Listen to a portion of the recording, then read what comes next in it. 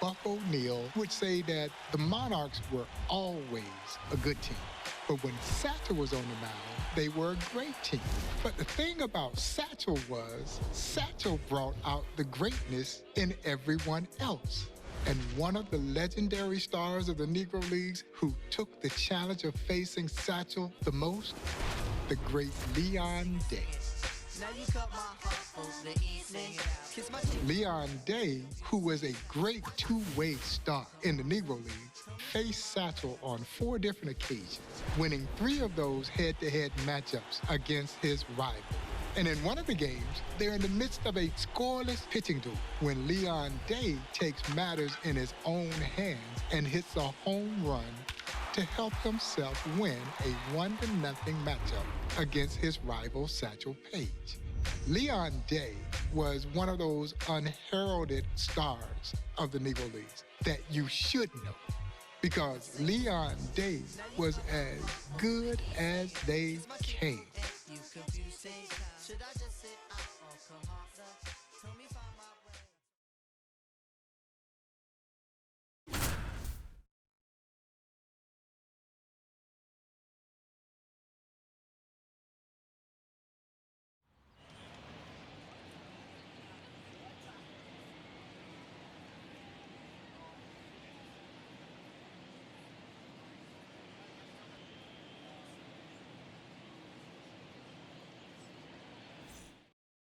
And here's the catcher, Hughes. And a pitch. That's a ball. The 1-0 from Day. Swing and a miss, strike 1. 1-1. Swing and a miss, and that's strike 2. That delivery of Leon Day's was so funky. He said it hurt him to throw overhand, so he short-armed the delivery and released the ball up near his ear instead of out front. Swing and a miss for the strikeout. Had him way out front of the slur. Hilton Smith stands in now and watches strike 1. Line drive, knocks it down.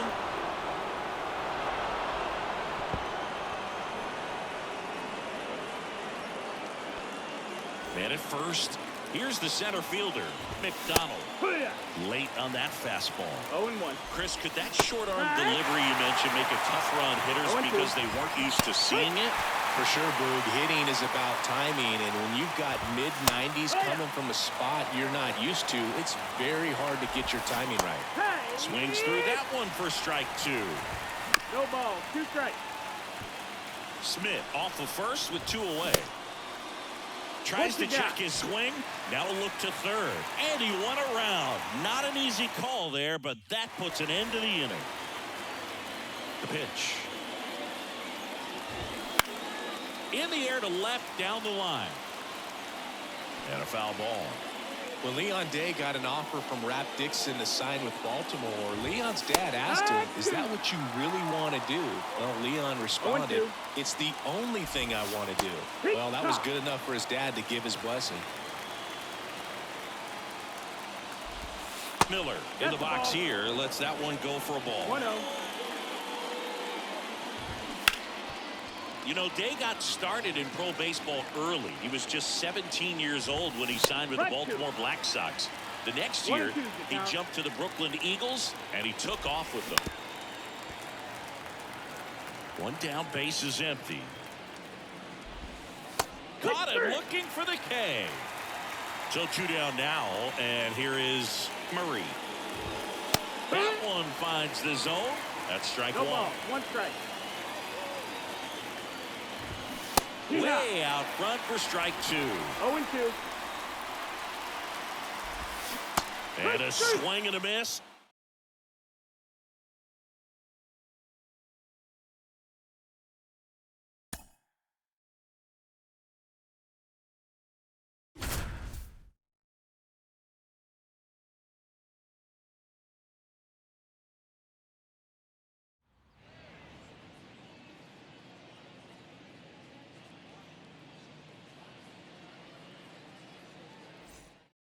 Bottom of the first, and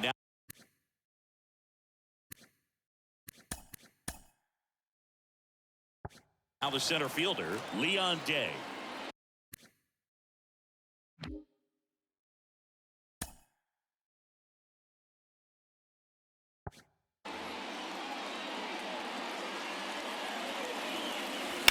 And a foul ball. And the 0-1.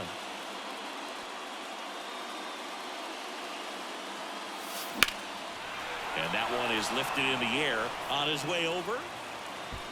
Makes the grab, one down. So the batting order turns over. Leon Day digging in now.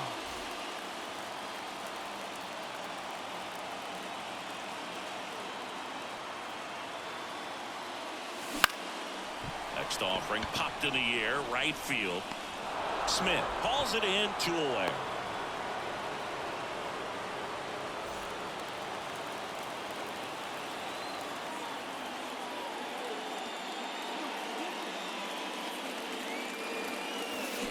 And first offering is fouled off. That's a really good pass of the ball right there. Just a little bit too quick. It's got to find a way, just let it travel a hair more. And that one is lifted in the air. Smith pulls it down, and that is the third out of the inning. Page back to work. Out to short, Murray. Whips it across. One up, one down.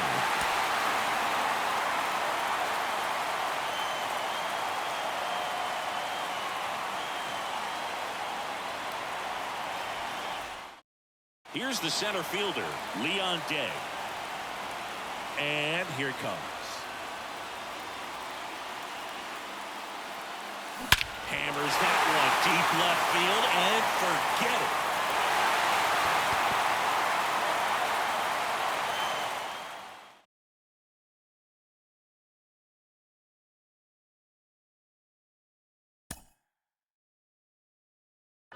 The legendary Hall of Famer Monty Irvin would say, if you saw Bob Gibson pitch, then you saw Leon Day pitch.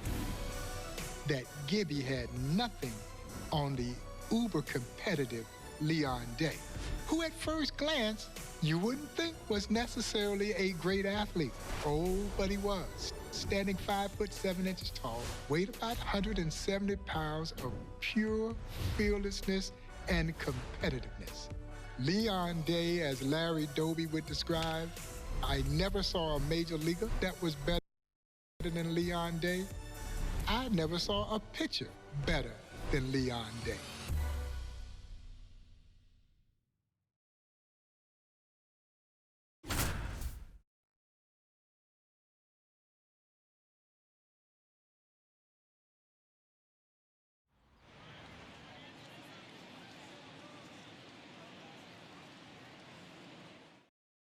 And now the first baseman, Bates. The pitch.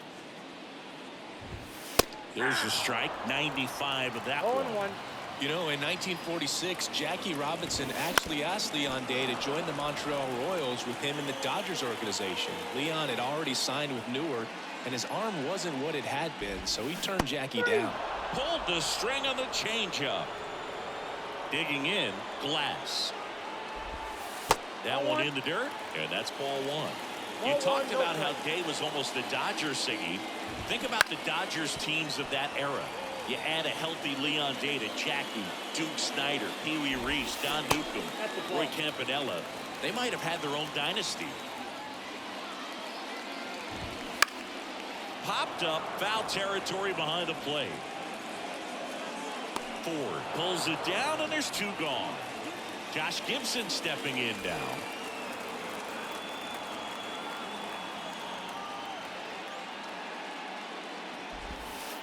Nope.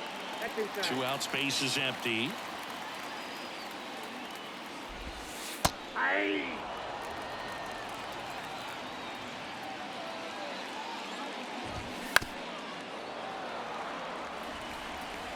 Right-hander kicks, deals. Fights that one away. Still 1-2.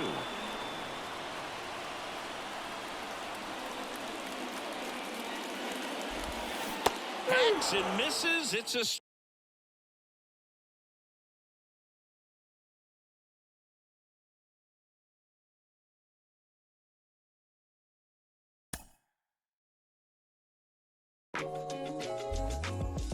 While Leon Day wasn't a big man, no one's heart was ever any bigger. He was as competitive as they came. His widow Geraldine Day once told me when he was asked about his best pitch, he said, "Oh, my best pitch is my dust-off pitch." She said, "Well, what is that?" He said, "I would knock them down, they would dust themselves off, and then I'd knock them down again." Leon Day not only threw that dust-off pitch, but he threw the full assortment. Dominating fastball, great breaking ball, dogged determination, and is what led this gentle giant into the National Baseball Hall of Fame.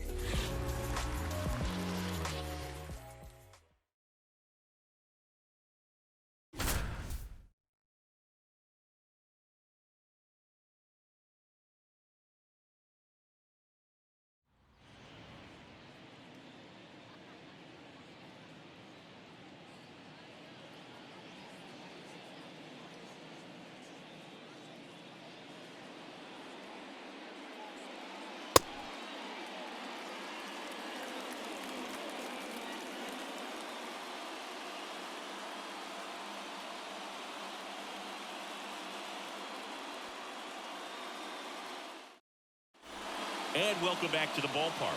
Ready now for the 5th inning. Here's the third baseman, Hayes. It's pretty amazing how great Leon Day was despite his height, but I chalk that up to his incredible talent and competitive fire. You need both if you're going to succeed while being undersized.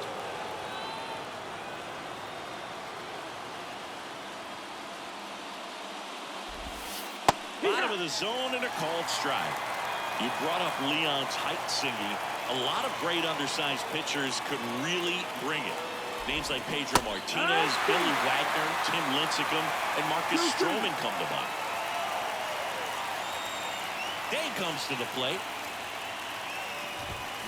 Hits and misses. It's a strikeout. Now the number 2 hitter, Glass.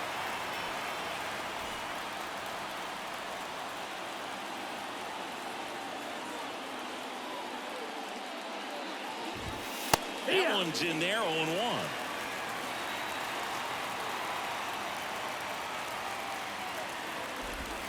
Swings and misses.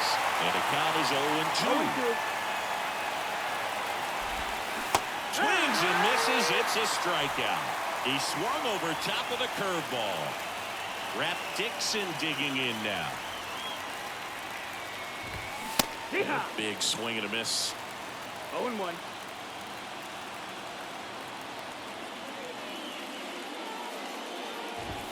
Pitch is in there. 0-2 now. And down on strikes he goes. And a nice inning of work there as he sets him down 1-2-3. Leonard in the box again. Takes the strike. It's 0-1. Check swing, but he went too far. And that's strike 2.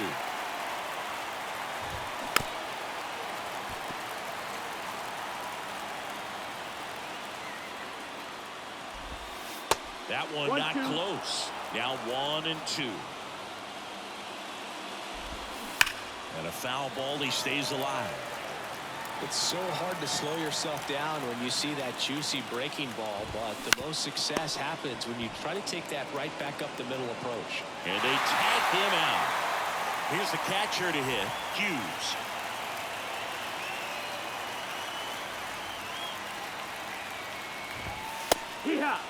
Pretty frugal guy. He is very efficient with the pitch count in this one.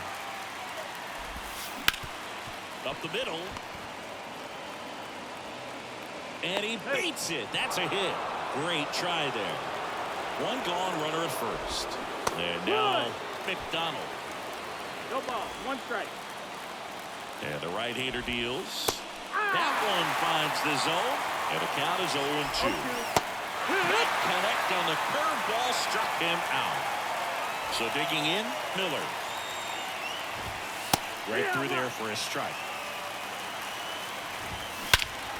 That one is absolutely belted. Newman going back. And he brings it into the warning track.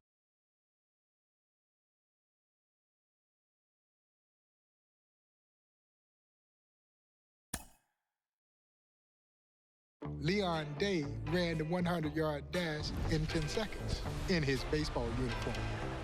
Yeah, he was an impressive ball player. And as great as Leon Day was as a pitcher, Buck O'Neil oftentimes said he was an even better center fielder. Now again, Buck probably felt this way because during the 1946 Negro League World Series, Leon Day robbed him of what was sure to be a game-winning hit when Buck would describe this guy coming out of nowhere to make a diving catch that ultimately saved the 1946 World Series for the Newark Eagles.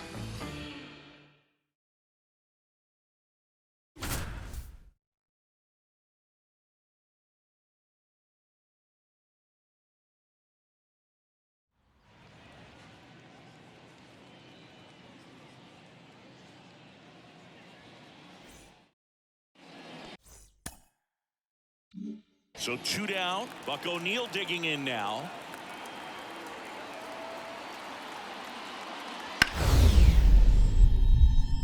Now fly ball to right center.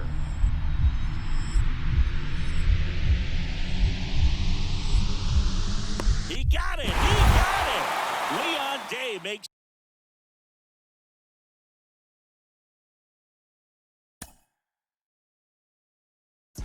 While a lot of baseball fans recall Bob Feller's opening day no-hitter, and a lot will say that's the only time that has ever happened in professional baseball.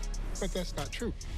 Leon Day also threw an opening day no-hitter, and he was fresh getting back from serving in World War II. Leon Day and Hall of Famer Willard Brown were both in the U.S. Army, and both were part of the invasion of Normandy during World War II. Leon Day would then come back home and throw an opening day no-hitter against the Philadelphia Stars.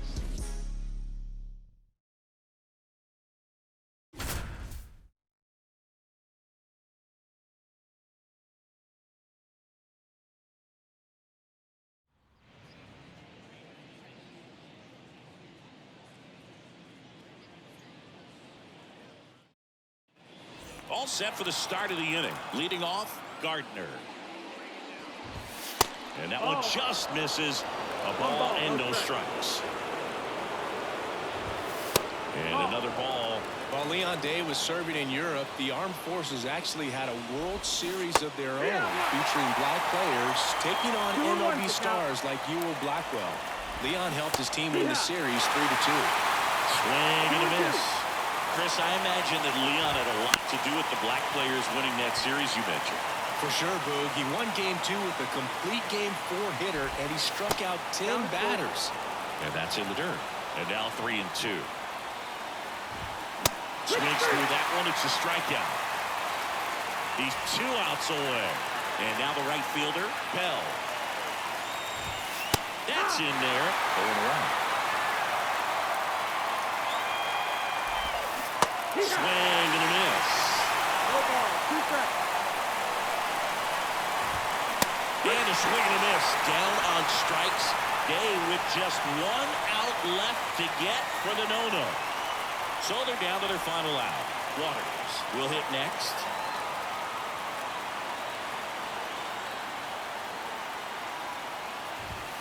Two outs, base is empty. 0-1. Tough day at the plate, 3 strikeouts already. It's hard not to think negative, but you got to find a way to somehow center up the baseball and put it in play.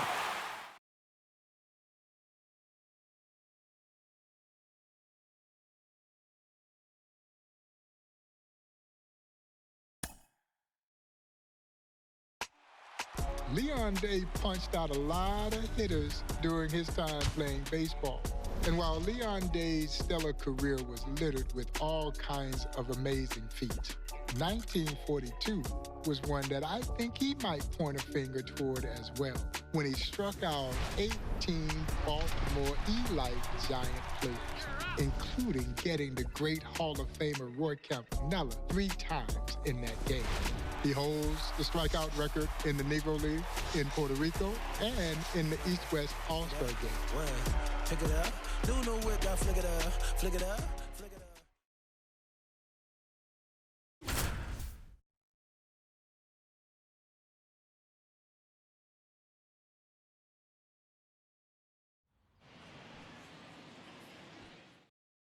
Here's the left fielder, Glass. The pitch. That misses, and that is ball 1. Leon really did bring his best stuff in the biggest moments. On top of his 3 wins against Satchel Paige, he was a 7-time Negro Leagues All-Star, most of any pitcher. That's in there. That's strike 2. Day struck out 5 of 7 batters in a 1942 East-West game. That's a lot like what Pedro Martinez did when he struck out 5 of the 6 batters in the 1999 All-Star game at Fenway Park. Swing and a miss, and that's strike 2. No ball, 2 strikes. 2 strikeouts now for Day. He's got good stuff in this one. Josh Gibson now in the box. Comes up empty with a swing there. The next pitch misses, and the count even 1-1. In there at the knees, 1-2. Got him. Day absolutely baffling these Homestead hitters.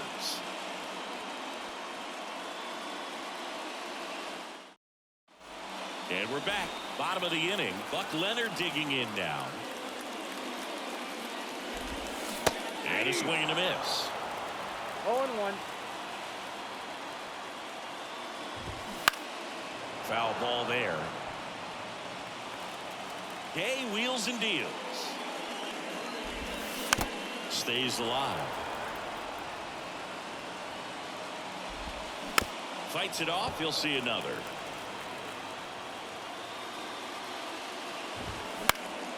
Fights that one away, and the count remains 0-2. Swings through it, and that's a strikeout. Now here is Smith. That's in for a strike.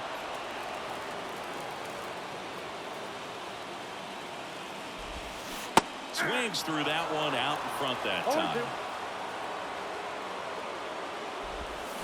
Got him swinging. And now the center fielder, McDonald.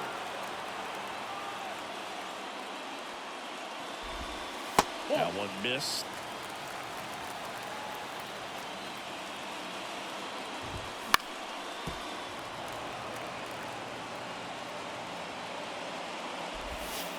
And downstairs. Swings through that one for strike 2. And down on strikes.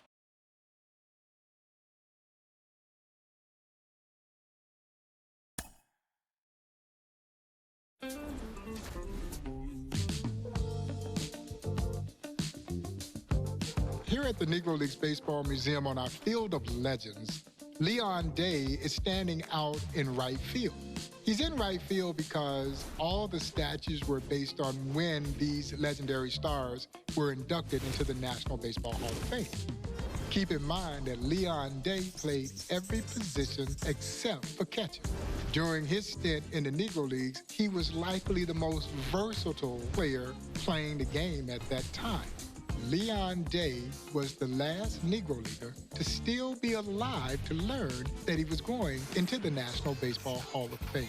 Sadly, 6 days later, this legendary player passed away. But at least he knew he had finally taken his place in the National Baseball Hall of Fame.